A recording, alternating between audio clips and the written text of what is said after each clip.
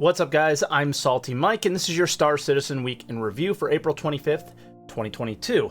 3.17 is still in the PTU, and it's almost May. It was a slow week, but content is coming. All that and more on today's Week in Review.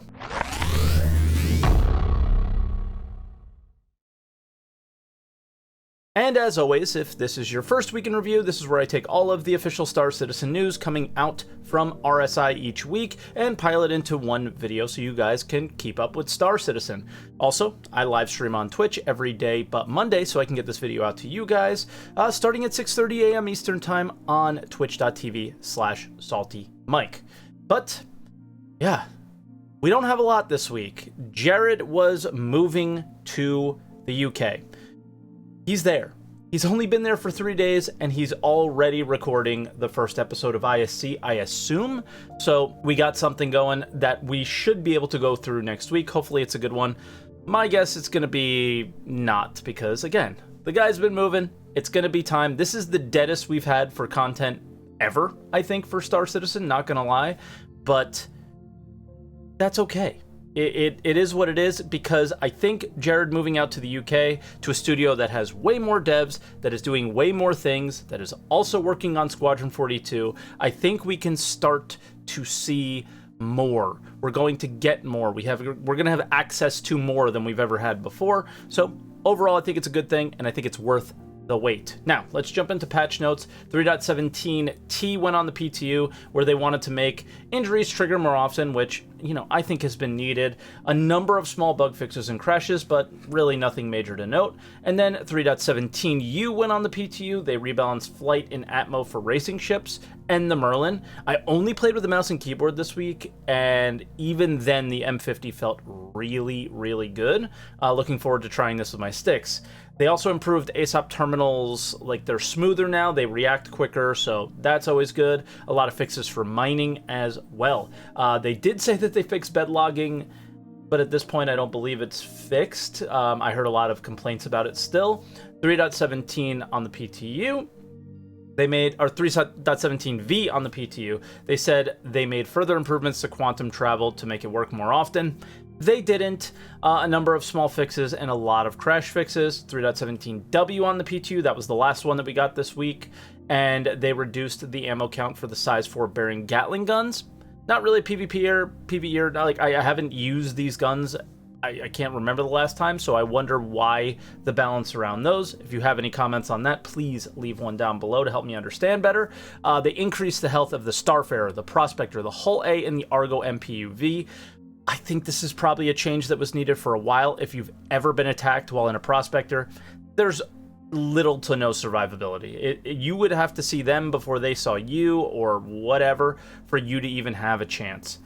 They cleaned up a lot of AI jitters. They also tried to fix bed logging again. They didn't.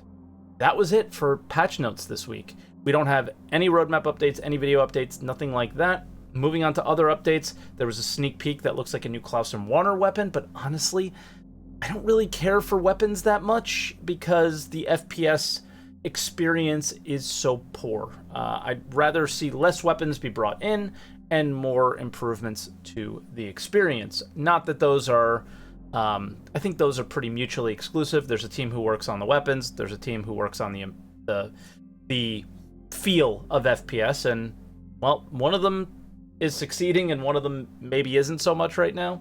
But yeah, we'll have to see. And then the last thing is a lore post, basically a ghost story about Pyro.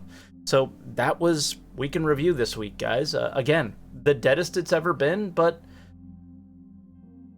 it's okay, you know, and the game isn't necessarily dead. And, you know, I do want to point out something that I saw a lot of comments in the last video was me talking about 3.17 not being on the PTU, or not being live and staying on the PTU, and that being a problem.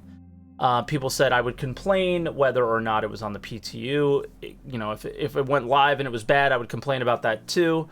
Yeah, sure. Trying to play the game is not easy. It's not fun. You're going to complain sometimes. But what I'm pointing out is that when a patch is late, the next patch is late, and the patch after that is late.